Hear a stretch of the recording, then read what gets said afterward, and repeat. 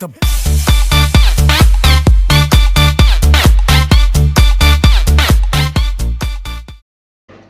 মেয়াদ উত্তীর্ণ ওষুধ ও রক্ত প্রয়োজন না হলে রোগীকে আইসিইউতে ভর্তি রেখে মোটা অঙ্কের টাকা আদায় করা এবং প্যাথোলজি রিপোর্টে বিশেষজ্ঞ চিকিৎসকের পরিবর্তে টেকনিশিয়ানের স্বাক্ষর ইত্যাদি অনেক অনৈতিক কাজের জন্য 12ই অক্টোবর বুধবার আটক করা হয় ডাক্তার গাজী মিজানকে।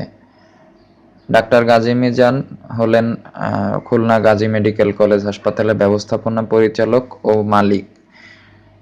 তিনি সহ 5 জনকে আরও আটক করে র্যাব। বুধবার 12ই অক্টোবর দুপুর 12টা থেকে 3টা পর্যন্ত র্যাব-1 ও র্যাব-6 এর যৌথ অভিযান শেষে 10 লাখ টাকা জরিমানা আদায়ে গাজী মিজান সহ 5 জনকে 3 মাসের কারাদণ্ড দেওয়া হয়েছে। এ সময় র্যাব সদস্যরা গাজী মিজানকে মিডিয়ার সামনে উপস্থাপন করলে অনুতপ্ত হওয়ার পরিবর্তে হাসতে দেখা যায় তাকে। তার এই হাসি দেখে হাসপাতালে উপস্থিত উৎসুক সাধারণ মানুষ অনেকেই বলেছেন, অপরাধ করার পরও হেসে সব উড়িয়ে দিতে চাচ্ছেন ডাক্তার মিজান। এত বড় অপকর্ম করলেও নেই তার মধ্যে সামান্যতম অনুশোচনা বোধও। তারা বলেন, অবৈধ ও অনৈতিকভাবে মানুষের পকেট কেটে কোটিপতি হওয়া মিজান টাকার অহংকারে হাসছেন। হাসপাতালে অনিয়ম ও অপরাধের জন্য কর্মচারীদের দায়ী করলেও মূলত দায়ী ডাক্তার মিজান নিজেই। নাম প্রকাশে অনিচ্ছুক এক ব্যক্তি বলেন, গাজী মিজান কণ্ঠশিল্পী ও Bangladesh private clinic and diagnostic owners association খুলনার সভাপতি।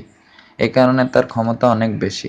কোনো হাসপাতাল বা ক্লিনিকে কোনো দুর্ঘটনা ঘটলে রোগীর আত্মীয়-স্বজনরা মামলা বা হামলা করলে তার নির্দেশে চিকিৎসক ধর্মঘট পালিত হয়।